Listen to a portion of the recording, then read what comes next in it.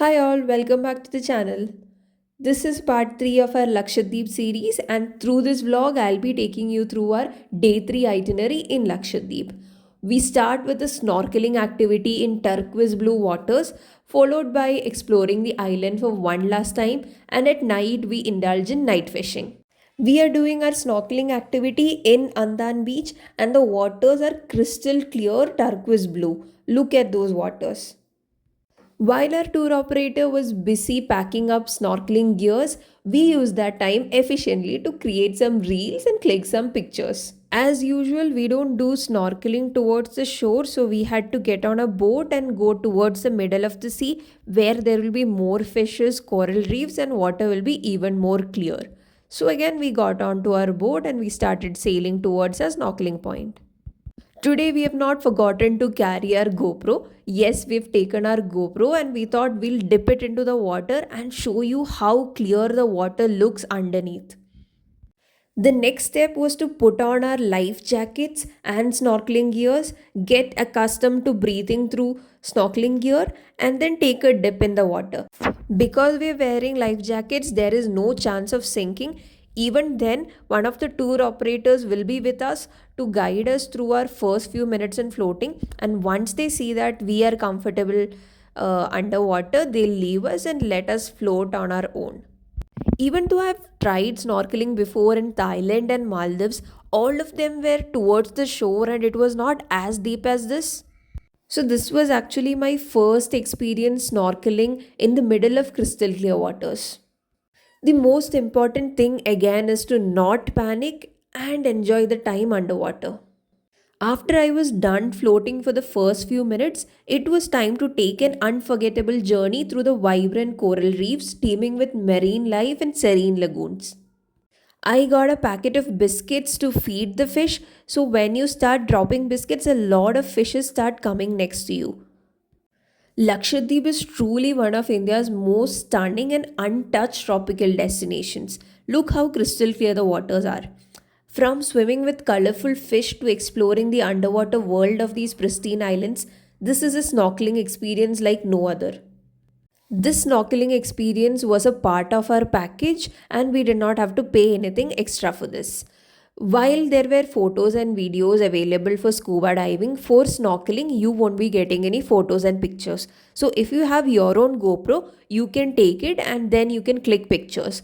The tour operators will help click your pictures, or if you want and if you're comfortable, you can carry the GoPro on your own. Our tour operators told us that the coral reefs were actually very colorful. Last year, because of the heat, a lot of corals have died. That is why you're seeing a lot of brown corals, but we were also able to see a lot of yellow and blue corals. That was a scary reality check on the climate change. The total snorkeling experience was about a couple of hours. None of us really wanted to come back because it felt like floating in air and you won't know the weight of your body. Again, it is very hot. You won't realize once you're underwater. But I would recommend that you wear your sunscreens or wear full sleeves while doing your snorkeling. Whether you are a first timer or a seasoned snorkeler, Lakshadweep's rich marine biodiversity will leave you awestruck. After snorkeling, you'll be taken back to the shore. If you wish to, you can play in the water for some time and then you can go back to your home, change your clothes, have lunch, and rest for some time. In the evening, we had some time for ourselves because our next activity was night fishing. It was due only until 8 p.m. So, we had some time in the evening to wander through all the beaches in Lakshadweep next to our homestay. It was a Sunday and we could see a lot of locals in these beaches. We were still able to find a corner which did not have many people, and it was such a soothing experience. This was one thing we discovered during our evening patrol. There were fishes that were hanging on sticks. We first did not understand what it is for. Salt was also sprinkled on these fishes. Later, we understood that because Lakshadweep has an abundance of fishes, whatever fishes are left over, they kind of sprinkle salt and dry it for the days when it is raining and when they can't go for fishing. We had tea and some snacks from a local shop nearby and then went back to our homestay. After dinner, it was time to take a off beaten path. Tonight, we are going to try our hand at something a little different. We are going night fishing in one of the most beautiful places on earth. Now, I have heard some incredible stories about the fish here, and I'm really excited to see if we can catch some amazing fish. So, let's dive right in. So, we've got our gear ready. Unlike traditional fishing where you use a fishing rod, here we use traditional methods for fishing. Think of something like a hand line. Because we are not using a fishing rod, again, we don't need worms or any kind of baits. Night fishing isn't like the day, it is quieter, calmer, and a bit more mysterious. The fish comes to life when the sun sets, and you never know what might be on the other end of your line. A lot of times, the best catches happen when you least expect them. It's pretty much a waiting game. Once we've caught the fishes, these fishermen actually start cleaning up the scale so that by the time we reach the land, we can directly put them into the grill. This big fish that you see here is called hamur, and in general, most of the fishes that we caught were really huge. Night fishing is not a part of our package, and we had to pay rupees 1000 per person extra. If you're interested in doing night fishing, inform your tour operator in advance so that they can team you up with a set of fishermen who will be going out for night fishing.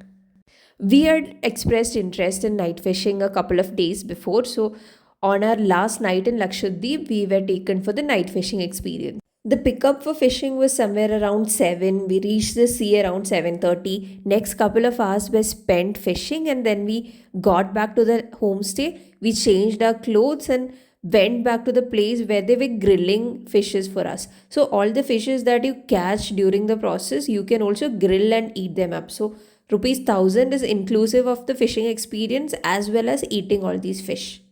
This was a totally different experience. Imagine going out fishing, taking the fish back, and eating it in a couple of hours.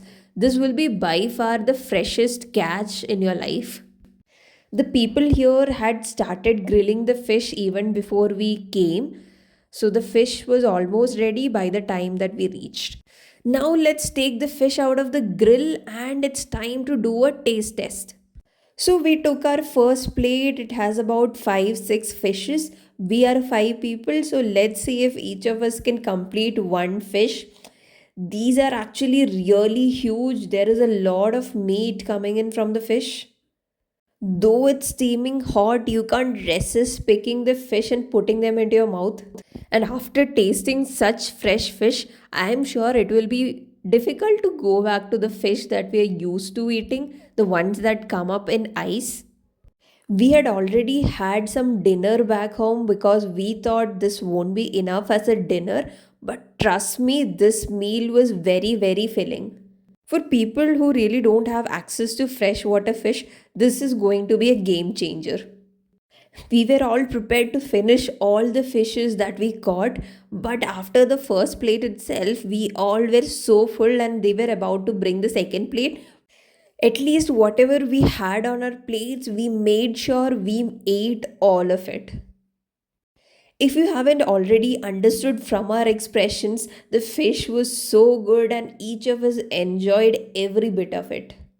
After eating all that fish, we needed some walk, so we started walking through the beaches, and that is when the surprise hit us.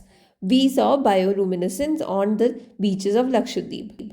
If you didn't know already, bioluminescence is the ability of living organisms to produce and emit light through some chemical reactions. It was very difficult to catch these bioluminescence on videos, but it was coming out pretty clearly in the pictures. So that was a perfect farewell for us. Next morning, we did all the packing and proceeded to Agati Airport to take our flight back to Cochin. We were taking the Alliance Air flight at 10:55 a.m. and was supposed to land around 12:20. There was a delay of about 1 to 2 hours because it was very windy and flights could not take off. So, a very important tip is that if you have a onward flight from Kochi or whichever destination you are going to, please make sure there is a good gap between both the flights because this is very common that flights get delayed to and from Lakshadweep. I've already mentioned this in my previous video, so if you haven't checked out my video on Lakshadweep travel process and itineraries, do check that out. If you've enjoyed this video, do drop a like, comment, and do not forget to subscribe to Mrs. Explorer for more updates. Until then, bye.